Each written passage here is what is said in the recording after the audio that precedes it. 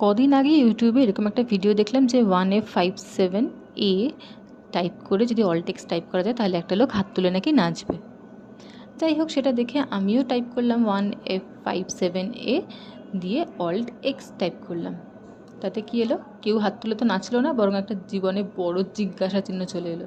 তারপর ওরা এটাও দেখাচ্ছিল 2614 টাইপ করে অল্ট এক্স টাইপ করলে নাকি একটা ভালো সুন্দর আমব্রেলার ছবিও দেখা যায়। কই, সেটাও ট্রাই করলাম, সেটাও হলো না। তবে আমার নিজের এক্সপেরিমেন্ট করা একটা ভিডিও কিন্তু সত্যি। আপনি এরকম কিবোর্ডে ওয়ার্ডপ্যাডটা খুলে দেখুন, আমার এখানে ফন্টটা সিলেক্ট করা আছে কিন্তু এরিয়াল।